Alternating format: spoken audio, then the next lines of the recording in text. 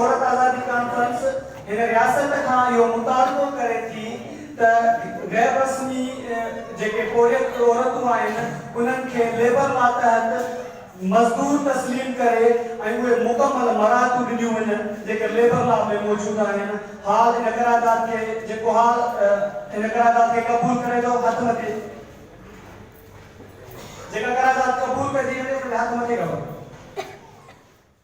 असां बहरागी जे हारियाणी औरतुनि लाइ पिण नए सिर टेनेंसी एक्ट में मुनासिब अजूरे ऐं मुआशी तहफ़ुज़ लाइ तरमीम चाहियूं था। करारदाद ज़रई सुधारा करे सियासी ज़मीनदारनि जा कब्ज़ा छॾाए उहे ज़मीनूं बेज़मीन हारियाणियुनि में मालिकाणे हक़नि सां विरायूं वञनि ऐं कचे जूं ज़मीनूं बेज़मीन हारियाणियुनि खे लीज़ ते ॾिनियूं वञनि।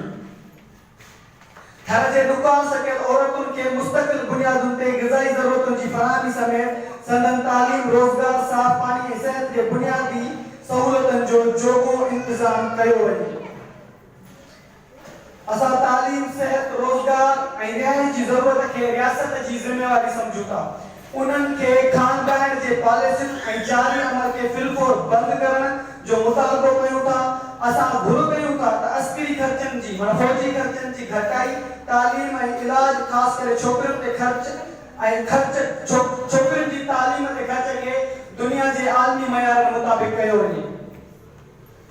असां उन इहा करारदाद पेश कयूं था त असांजे निसाब जे अंदरि मौजूदु औरतुनि ऐं मर्दनि जे विच में जेको फ़र्क़ वारा सबक़ आहिनि या खाका आहिनि इहे मुकमल तौर ते ख़तमु कया वञनि ऐं बराबरीअ जे बुनियादुनि ते निसाब खे जोड़ियो वञे। असां कैंपस जमहूरियत जी हिमायत कंदे मुतालबो कयूं था त निसाब खे जमहूरी साइंसी सिंधी बराबरी सेक्युलर बुनियादुनि ते तरतीब ॾिनो वञे।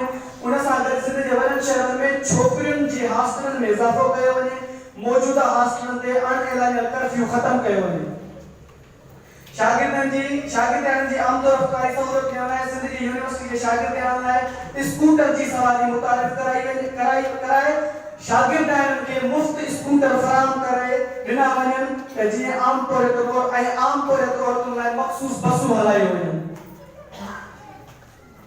असां जमहूरियत ऐं इंसानी बराबरी जे मुतज़ाद रियासती सतह ते पिदरशाही मर्दानी बालादस्ती कायम रखण वारा ज़ियाई कानून ऐं इदारा बशमूल इस्लामी नज़रियाती काउंसिल ऐं वफ़ाक़ी शरई अदालत जो ख़ात्मो कयो वञे। असां घरेलू तशद्दुद खे रोक करार ॾियूं था ऐं उन ॾस में थियल हालिया कानून साज़ीअ खे नाकाफ़ी सम्झूं था। असां मुतालबो कयूं था त उन्हनि कानूननि में तरमीमूं करे घरेलू तशद्दुद खे ॾोह करार ॾिनो वञे। पोरियत औरतुनि ऐं शागिर्दनि लाइ वॾनि शहरनि अंदरि ऐं वेझे ॿाहिरि खां पब्लिक ट्रांसपोर्ट जो जोॻो इंतज़ाम कयो वञे।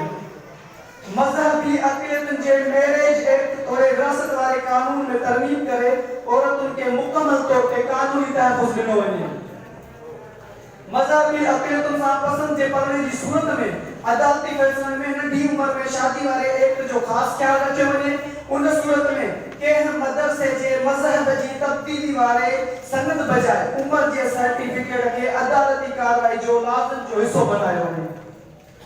अक़लियती मज़हब रखंदड़नि जे पसंदि जे पलड़े में मज़हब जी तब्दीली वारे मामले में मुनासिब कानून साज़ी करे मज़हबी अक़लियतुनि खे मसावी शहरी सम्झी तहफ़ुज़ फ़राहम कयो वञे।